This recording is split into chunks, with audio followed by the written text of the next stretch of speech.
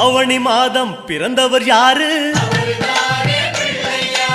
ஆடும் வினையை ஒழிப்பது யாரு? ஆதவன் வணங்கும் தெய்வம் யாரு? பூமியை தாங்கும் புண்ணியன் யாரு? அனலாசுரனை தின்றது யாரு? ஆணவம் நீக்கும் நாயகன் யாரு? முப்புரி அணிந்த மூலவன் யாரு? அவரும் வாழ்வது எங்கே கூறு?